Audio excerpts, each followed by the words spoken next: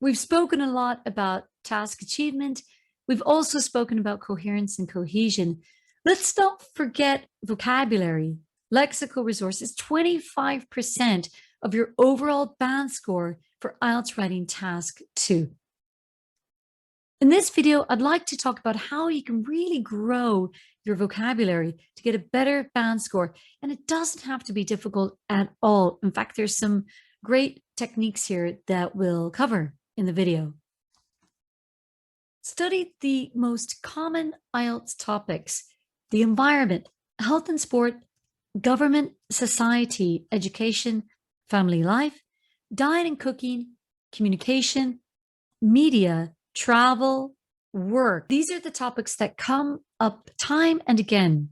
And the trick is when you are reading or when you're talking or when you're writing or when you're speaking about all of these topics, you're looking for new words and you're making new words. You're creating a new lexis connected with the topic. So just off the top of your head right now, what is a synonym for the word environment? Do you know?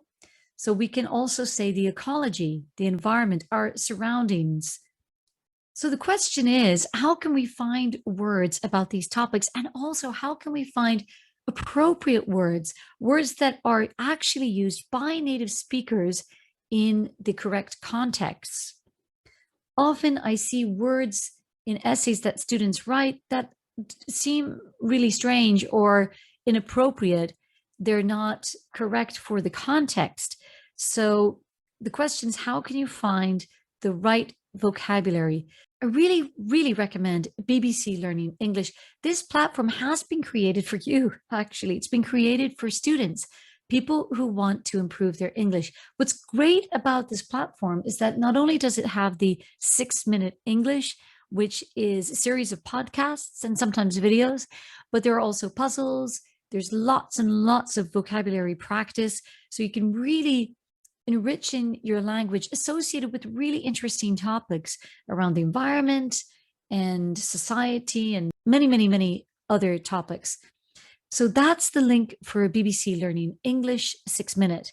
Take a look. Also, TED Ed, you might be familiar with TEDx or TED.com. TED Ed is connected with the TED site, but it's the educational platform where you can hear lots of great presentations and it's really educational. And the conversation is another good one where you can read, and the articles are adapted to English learners also. And you can pick up some ideas as well as vocabulary. Cambridge sources, of course, the IELTS.org is the original website of Cambridge and is an excellent source of text and passages for the actual IELTS exam. So there you'll be able to pick up new language also. The text can be very difficult, very hard. So bring your dictionary and bring your thesaurus with you to find the meaning of new words. And of course, go with your instincts, browse the internet. There's so much online that you'll find. Of course, IDP is the other creator of the IELTS exam. So you might find some good language on their platform. And again, sticking to the topics, taking a look around at other websites that also refer to topics related to society and government and food and cooking and all of those subjects that I mentioned earlier at the beginning of the video. Create a vocabulary list. All of my top students have a hard copy with vocabulary on it, or they have a document on their computer that they refer to and that they update regularly every time they hear a new word. So they create a list of lexis which is connected to IELTS topics. For example, you can create something like this. So under the topic of education, you can have a list of words on the left, and then you have their synonyms, the word family. So those are words within the same family, connected, and then related words. So for example, the word class, one of its synonyms is the word lesson, like an English class or an English lesson. A word family connected to it is classroom. The word classroom is under the word family because it's not the same word as class, but it's connected to it. We've just added the noun room to turn it into a compound noun, classroom. And a related word is course. Now, it's not the same meaning at all. It's not a synonym of the word class, but a course is a series of classes. So it's a related word within the education field. And then we take the word study, the verb. So the synonym is to learn, to study. Word family, student is the person. And then examine is a related word. And again, it doesn't have the same meaning as study. So this is how you create your vocabulary list. Make sure that you have a copy of this on your computer, or you keep it on a hard copy in your book or your paper sheets. Of course, it's wonderful to have words and a list of words, but when you actually develop them into phrases, that's even better, because those phrases you can use in your essay. So learn phrases that you can use in the essay. Those phrases, of course, should be associated with the same common IELTS topics. So one common IELTS topic is health, right? Health comes up a lot in the exam. So typical phrases are, we could say, to get fit, in poor health, work out means to do exercise, lose weight means to lose the kilos, in good health means feeling well, and feel better means that you're feeling even better than you did before. And stay in shape means to stay fit. These are all very typical common phrases that native English speakers use on a daily basis that you can fit into your essay if it's associated with health. Collocations are words that are often used together. Collocations are very important at your level. Once you become intermediate or advanced, you should learn how to put verbs with nouns. These are just the commonly used phrases in English. So for example, we take the topic of work. So we say to secure a job, to keep a job, earn money. So this is matching verb with a noun. These are verb noun collocations. Get promoted. This is a verb with an adjective. Blue collar workers, white collar workers. These are noun with noun. Part-time job, temporary contract, adjective with noun. So these collocations, very useful to know them, commonly used by native speakers. Continuing on with collocations, verbs with nouns. So to cause a problem. We don't say to do a problem, we say to cause a problem. We say to solve a problem. Have a break. Have a break. Play a part. To play a part. These are all useful expressions for writing task 2, especially if you have a problem solution essay, right? So for example, a lack of exercise causes problems for many people's health. We can solve the problem of health issues by offering more convenient exercise options to workers. It's vital that professionals have a break during the working day. Employers play a part in this by allowing breaks to move around.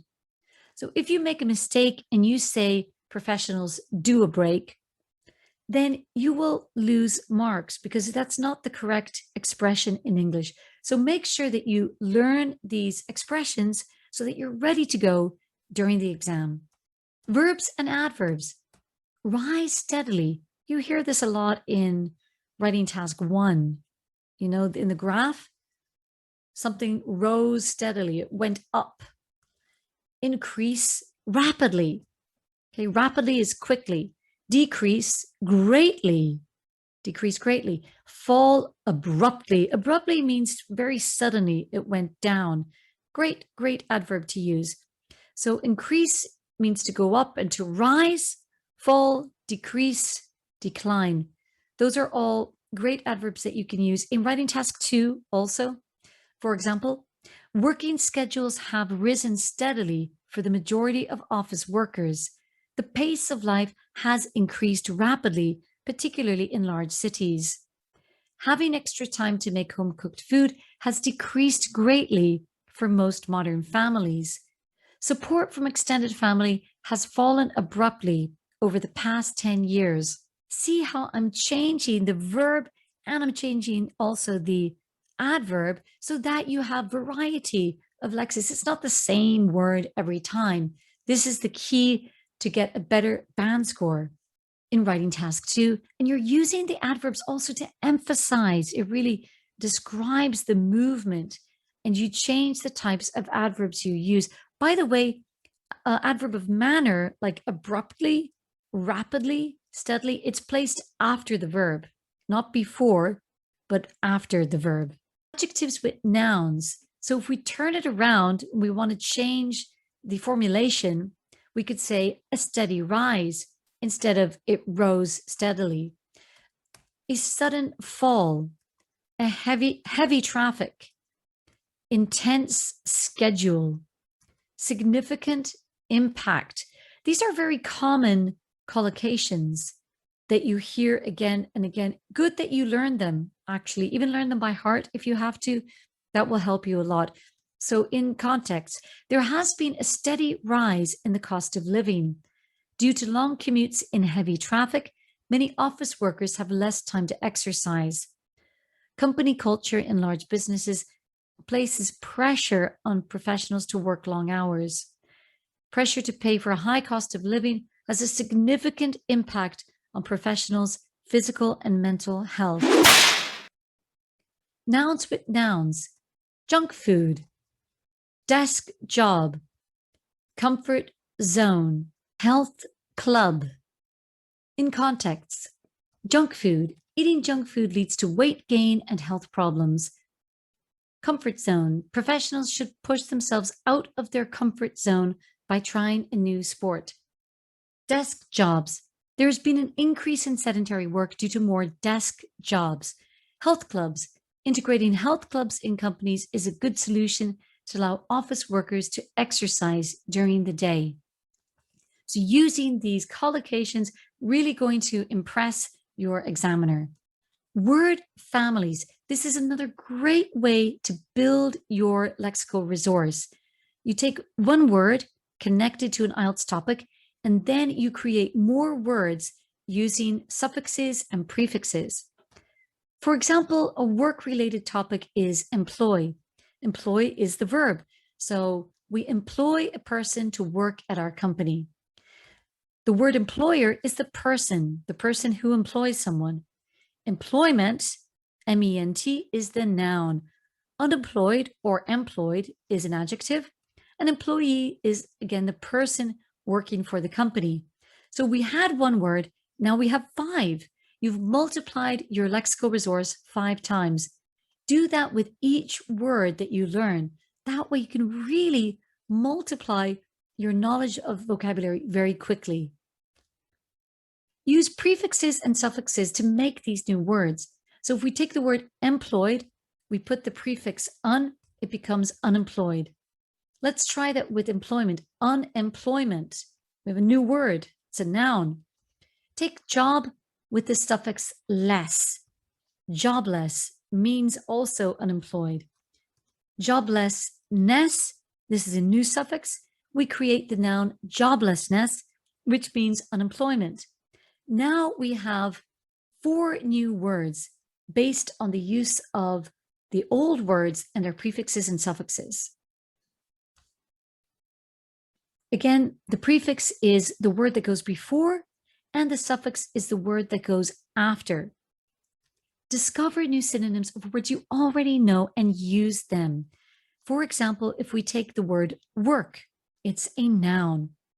Can you think of another word for work? I'm sure that you can. Another word is job. Job. Another word is profession. A post in a company. A career. Position. So we've already found 1, 2, 3, 4, 5 words, 5 synonyms for the same word. Because English has such a great range of vocabulary, it has the largest vocabulary in the world, you will notice that each word has many synonyms, which is wonderful because you can create more interesting essays with more vocabulary. Review and final tips. Keep a Word document, as I said earlier, or another file on the computer with new language and use a dictionary. I highly recommend oxfordlearnersdictionaries.com. It's online, it's easy to use, and it's necessary. Focus on the common topics that come up in the IELTS exam. Keep your eye on the trends and the patterns. Learn phrases rather than just words. It's great to use the words, but put them into phrases that you will use in an essay. And learn collocations, the verbs with the nouns and nouns, nouns and adjectives for IELTS topics specifically. Create word families related to these topics and find synonyms. Thesaurus.com, I use it every day. For one word, you can find several other words with the same meaning. Learn idioms, but use only the most common idioms. And if you use idioms in an essay, be careful because idioms vary between cultures. American idioms can be different to British ones. So I would say try to avoid idioms for the moment, but it's good to use and to learn the most common ones. And finally, make sure that you read. The more you read, the better your language will become. Thank you for watching. Good luck, and we'll see you in the next video. Bye.